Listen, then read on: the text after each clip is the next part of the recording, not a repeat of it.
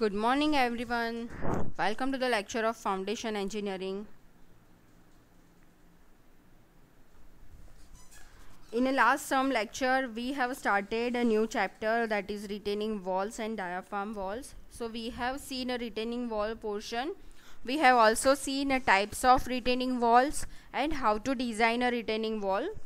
Now in today's lecture we are going to see a further part, that is a diaphragm wall. So basically what is diaphragm wall? So a wall constructed in situ by a special trenching method to act as a cut-off wall or serve as a structural member, that is called a diaphragm wall. So the standard widths of diaphragm wall are 100 to 200 mm for a cut-off wall and 450 to 1200 mm for a structural member, right? So हम लोग आज के lecture में diaphragm wall के बारे में देखेंगे. So diaphragm wall is a generally reinforced concrete wall constructed in a ground using under a slurry technique. So a slurry forms a thick deposit on a wall of the trench which balances the inward hydraulic forces and prevents the water flow into the trench.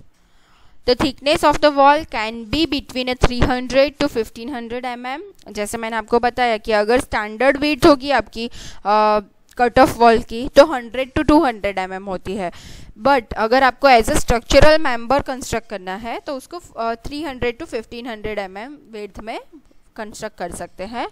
Depth of the wall can go to up to 50 metre तक हम लोग उसको construct कर सकते हैं. So diaphragm wall is a continuous wall constructed in a ground to facilitate the retain construction activities such as a retaining wall, cut-off provision to support a deep excavation as the final wall for a basement or other underground structure, as a separating structure between a major underground facilities, as a form of a foundation like a barrette pile, rectangular pile, right? So diaphragm wall is a reinforced concrete structure constructed in a in situ panel by panel, and the wall is usually designed to reach a very great depth, sometimes up to 50 meter. Mechanical excavating method is thus employed in this construction. So diaphragm wall basically हम लोग कहाँ use कर सकते हैं? So this is used in a congested areas where we have to construct new construction. It can be installed in a close proximity to existing structure, practically suited for a deep basements. General procedure क्या होती है इसके construction की, उसके ये देखने से पहले हम लोग नेसेसरी इन्फॉर्मेशन देख लेते हैं.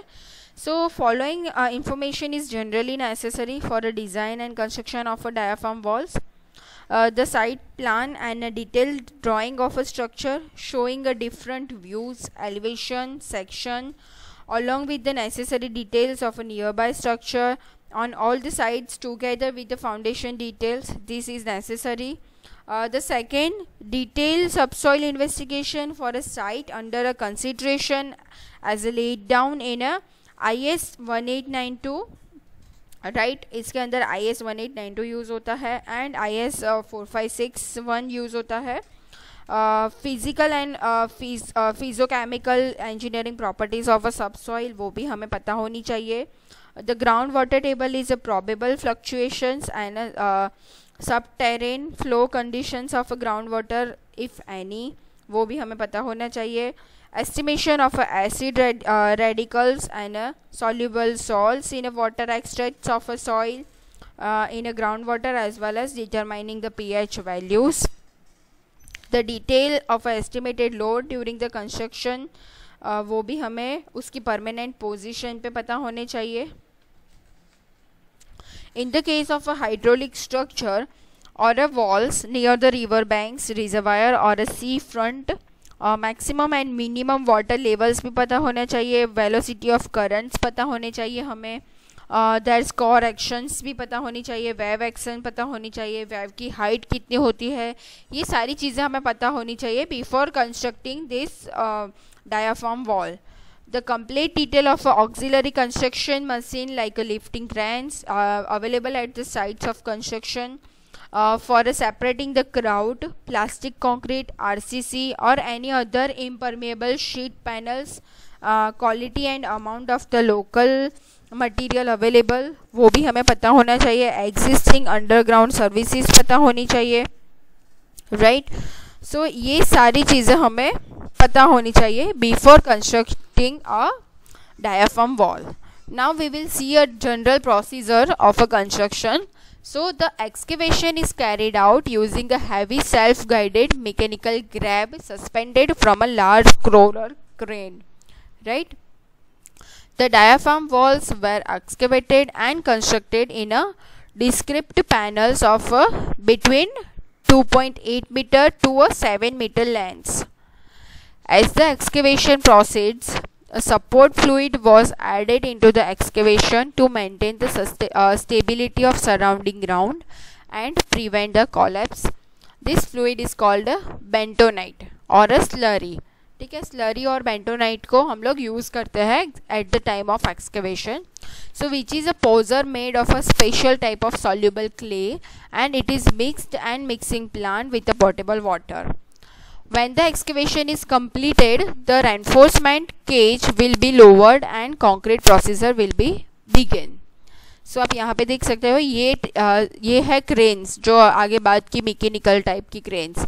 So concreting of a panel stopped and reinforced cage is positioned and concrete placed through the trimmy pipe as the bentonite is displaced. So आप यहाँ पे देख सकते हो ऐसे सबसे पहले केज स्टील का केज प्रोवाइड करते हैं, उसके बाद यहाँ पे कंक्रीटिंग प्रोवाइड करते हैं.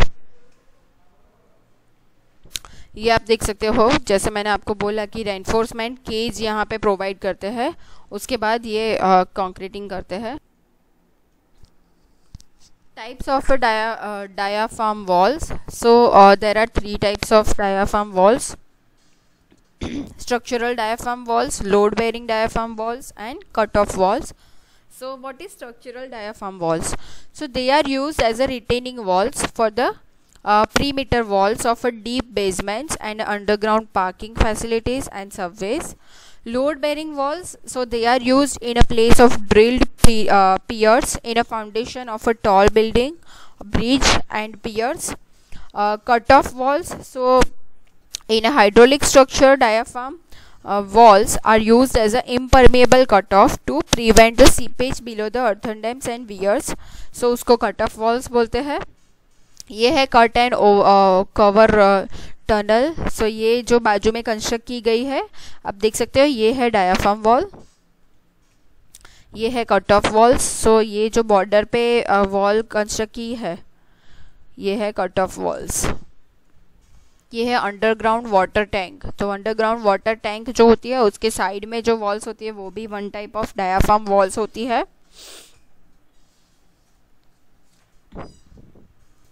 Advantages of a diaphragm wall. So it is suitable for unstable soil profiles below the water table.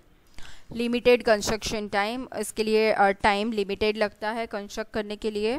Where deeper than a normal cantilever support may be needed, वो use कर सकते हैं हम लोग. It is designable to carry a vertical loads को carry कर सकते हैं. Construction time of a basement can be lower. Minimize the settlement of adjacent buildings. So ये सारे इसके benefits है. बेसिकली डायाफ्राम वॉल कंस्ट्रक्ट करने के लिए कौन से मटेरियल यूज़ होते हैं? तो सीमेंट यूज़ होता है. So cement shall be ordinary Portland cement और a rapid hardening Portland cement. Aggregate use कर सकते हैं. So all aggregate shall confirm IS 383-1970. Sand use होती है इसके अंदर. So well graded and sand consisting of a 50% coarse shall be used. Water use होता है, clean water free from debris and impurities as specified in IS 456-1978. Admixtures कभी कभी use होते हैं. तो एडमिक्सचर्स कौन से यूज़ होते हैं? Admixtures required as a chemical admixtures in a concrete may be used as specified in IS 456. Reinforcement use होते हैं, mild steel bars conforming IS 432 Part 1. 1789 bars use होता है, स्टील सेक्शंस यूज़ होता है, conforming to IS 226 and 1975 concrete use होता है, bentonite जैसे आगे बात की थी हम लोगों ने, बेंटोनाइट एंड स्लरी यूज़ होती है। सो ये सारे मटेरियल्स यूज़ होता है for construction of a diaphragm walls. Diaphragm walls provides a strong and watertight walls, no vibration during the installations। ये इंस्टॉल करते हैं हम लोग तब कोई वाइब्रेशन नहीं होता है। नॉइज़ लेवल जो होता है वो लिमिटेड होता है। Can be use for seepage control in dams. सिर्फ इसके डिसएडवांटेजेस दो है। फर्स्ट है it is not economical for a small and shallow basement, and second है इट रिक्वायर्ड स्पेशल इक्विपमेंट। तो इसके लिए कौन से इक्विपमेंट की ज़रूरत पड़ती है, तो ट्रेंचिंग के इक्विपमेंट्स चाहिए होते हैं depending upon the type of the soil encountered at the site and depth, length and thickness of a diaphragm wall. So उसके लिए डिफरेंट ट्रेंचिंग इक्विपमेंट्स चाहिए होते हैं, including rotary boring rigs, percolation boring rigs, trenching bucket type shovels, mechanical grabs, hydraulic grabs. ठीक है, तो ये बहुत सारे ट्रेंचिंग इक्विपमेंट चाहिए होते हैं। Slurry preparation and testing equipments चाहिए होते हैं। So tanks of suitable size and slurry pumps of a suitable capacity should be use for storage, mixing and circulation of a bentonite slurry at the site. Concreting equipment चाहिए होते हैं। So concrete mixtures, tremie pipes at suitable length and size, and concrete pouring devices should be used according to a need of a work। Lifting devices चाहिए होते हैं जैसे कि cranes of a suitable capacity and boom length should be used in the case of precast wall panels for lowering the dam in the trenches। The same may be used for staking the panels at the site or during casting the panels may be lifted by a crane। General equipment जैसे choice of rotary, percussion, grabbing equipments, vibrations, noise produced during the construction do not have any damaging effect on the people lives at the existing structure। so ये सारे equipments चाहिए होते हैं during the construction of diaphragm walls.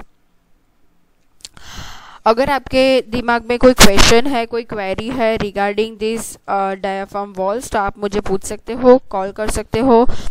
ठीक है, thank you so much for listening this lecture.